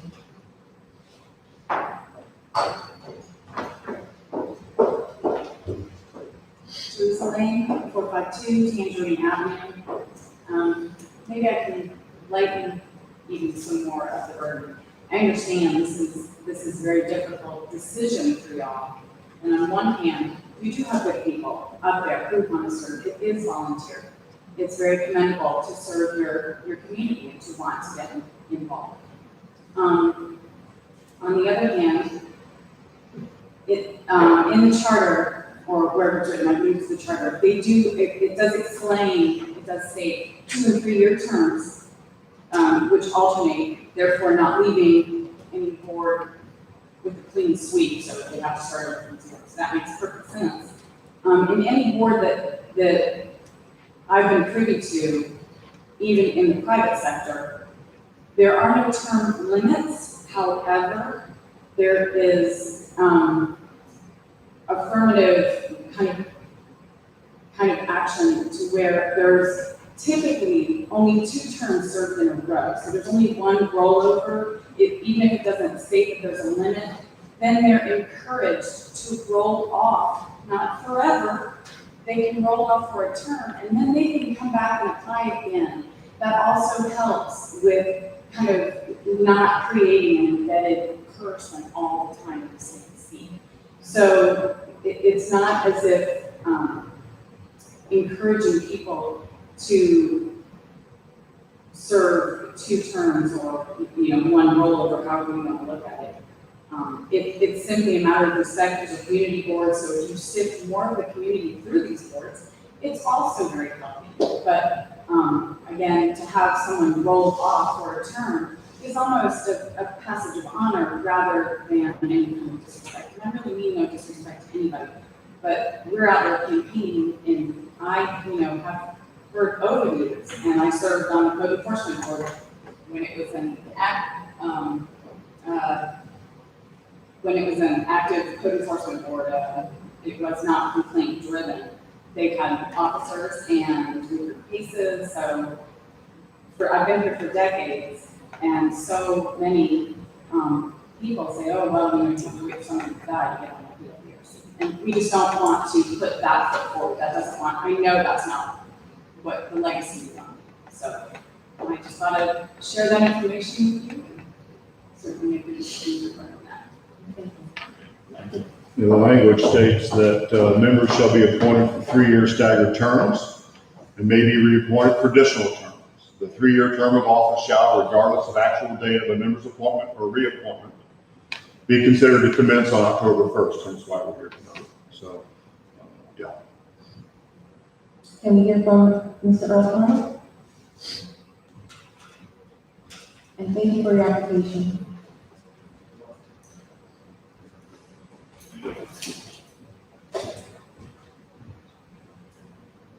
I think we're all fine with 4.5, that's the line we're at. I've been a citizen of Lake County pretty much my whole life. I work for Rouge County government. I think that I can be a good asset to the board. I've been on the board with the city of Lake County before, with the really Parks and Rec board. So I think I can provide a lot of knowledge, a lot of experience. I've been living here in this factory. I've got a lot of experience with city government. I do planning, zoning, all that, and my everyday job. So I think that I want to get back into the city of Lake, I want to provide my service to the city of Lake, I want to become a business partner time. So I would love to be a part of the board, if you can have to have. Thank you. Thank you so much. Commissioners, I feel pretty much very comfortable selecting the two candidates that are here. And I'm very appreciative that, even like, Joe Evans, he's still serving, and look at that, he's out there working for our city, but the pollution bill. So, that'll lighten up a little burden for him too. And citizens, gives citizens opportunity to step in here, to get involved, and to really appreciate the dynamics of the staff does on a day-to-day basis. So, I'm very comfortable making a decision tonight. We'll go ahead and make a motion again. Does anybody wish to speak on this? Anybody in the community? Please come out, state your name and address.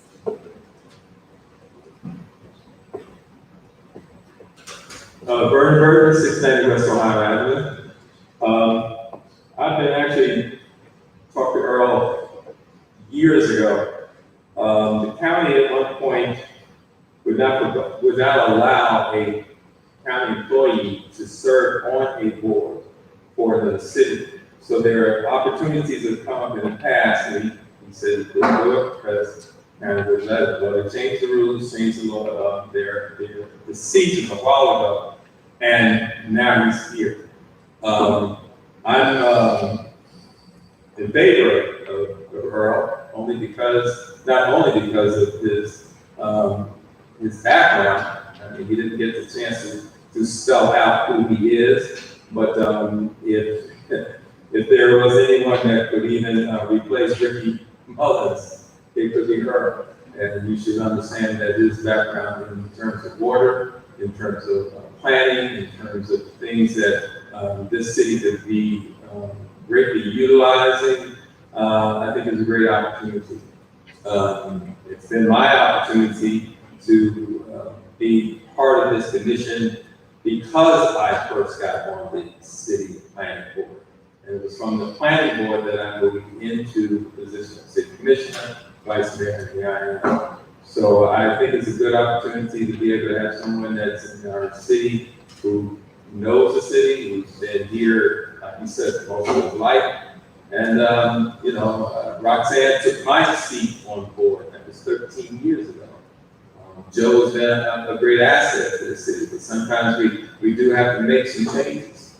And one of the things that I'm thinking that as sitting on the city planning board, it was almost of a routine that because you're on the board, your time was up and you automatically just kept on serving. And I used to bring it up that what if someone else wants to serve? If you have a term that expires at a certain time, shouldn't that person apply to have that seat along with someone else who would maybe want the seat? Then the city would have the option of being able to see more than one side of that position. So I think we're at this point now that, we have two, I think, capable, I know Earl, I'm sorry, I don't know that much about her city work. But anyway, I just like to say that I'm glad that Earl is here, and I would like to, if the weight of anything that I have to say, I would like to support him. Anyone else? If not, commissioners? I'd like to make a motion to accept Earl Farmer and Teresa Lane as new board members to the PLDRC. Second.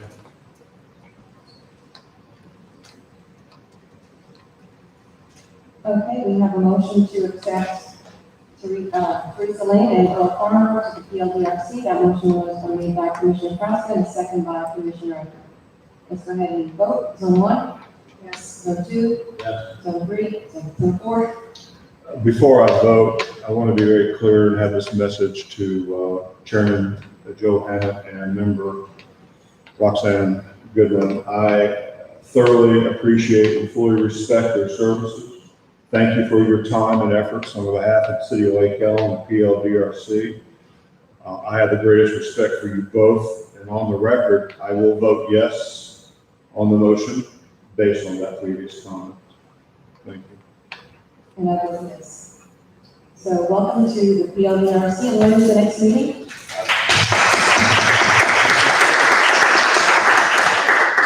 I'd also like to make another motion that we get appreciation plaques for the number of years that Geraldine and Roxanne Goodman served on the board and present it to them at one of our meetings.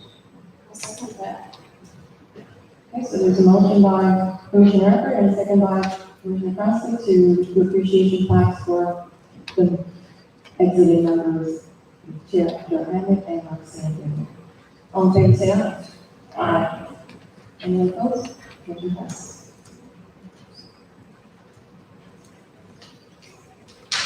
Okay, so the next meeting is in October, is that what, you just said? So you can go on the website, go to meetings, and it'll be up there. When should we stop by your office to get any, tomorrow or anything? Tomorrow's fine. Maybe something for, So, you may want to make a phone call to the city administrator and set up an appointment to get a little guide. Okay. Moving on to item number C, approval of athletic field agreement for Sheena Glenn, and I'll turn this over to our city administrator. Mayor, members of the commission, this is the fourth athletic field agreement we have this time with Sheena Glenn. And it is for the small, it's also a play field that we have nestled somewhat between the large baseball field and the football field. Again, the activity will be for children 8 to 9 years old. It'll be for 2 nights a week, and it will be for practice only. I did learn just recently that apparently the city of Deland has had problems with their fields flooding, and their practices have had been shifted to Helion Springs. So I just a little novelty. I thought we got elevated up to it. Keyboard court and the land, so. But anyway, yes, but I'm off the point. I would recommend this field agreement. Commissioners? And it doesn't interfere with any of the other dates that other people's got. Oh, no, we made sure of that. I did get one other call too instantly, so again, we're becoming very popular for practice fields. It's certainly, again, because of the land problem. But so our Mitchell fields are going to be used quite frequently. Just to make sure, so this contract, this agreement is as is, there's no adjustments to this one? No. I make a motion to accept the field rental agreement for Sheena Glenn, yes, there it is. For Sheena Glenn. Second. Any further discussion, Commissioner? No matter when you. Any further discussion? If not, we do have a motion by Commissioner Frasca and a second by Commissioner Eckert to approve the athletic field agreement between the city and Sheena Glenn. All in favor, say aye. Aye. Motion passes. Commissioner, before we close out, any discussion? Yes, I have a few announcements. No one? This Saturday, September 23rd, Health Animals Low Cost Shot Clinic will be at the Snowman Pavilion at Lake Park from 9 a.m. to noon. So that's this Saturday, September 23rd. I'm sorry, 25th, September 25th, correction, from 9 a.m. to noon. And that'll be at the pavilion at Lake Park. Thursday, September 30th at 7 p.m. here in the chambers, we will have a town hall, Zone 1 town hall meeting. So if you'd like to come out, all zones are welcome. Also, 5K sponsorship packets are now available. You can contact Diane Etz at as in David, ETTS@lakehelen.org, or reach her at 386-228-2393. I'll also be assisting staff with the event. So if you have any questions and want to reach out to me, you can reach out to me also. It's kbrass@lakehelen.org, 305-793-3303. But if you want a packet, they are ready for pickup. We can either email them or you can come pick it up. And that's it. Zone two.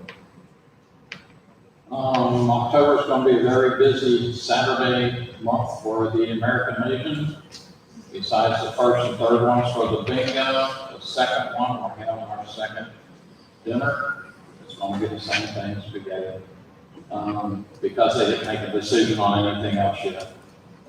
And, the Ladies Auxiliary is having the Fall Festival dinner on October 23rd.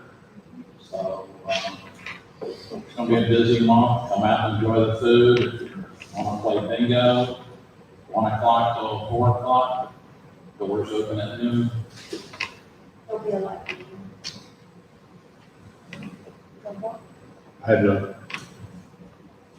I just have a couple of reminders there. So this is the reminders. Okay, the chief of police lists are due from the commissioners on the 30th of September.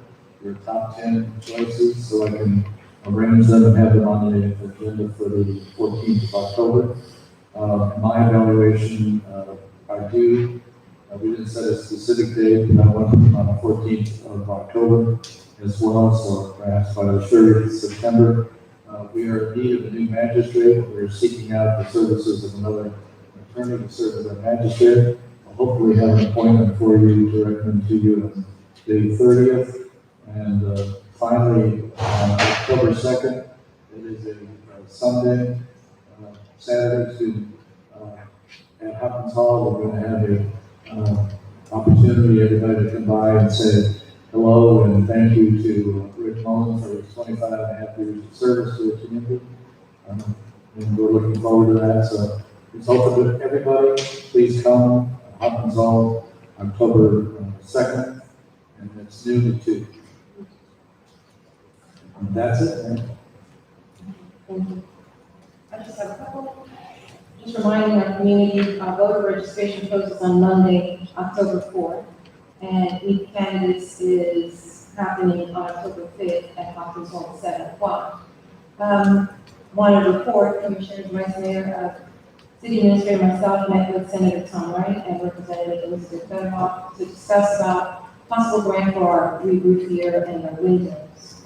And it was a very productive meeting, and we were very honored to have Representative Benoit visiting here in City Hall, so I gave her a tour and I showed her the little situations that we have on just these ducts, and you could see some, hopefully we'll get really good support in having them represented and help us with these monies. I would recommend commissioners and vice mayor that reach out to the community and see if they can write some letters of support. It really helps a lot, and I've asked, reached out to the Historic Museum to see if we could get a letter also from them. And having that voice in the community really helps, and taking it home, the need that we have in our city.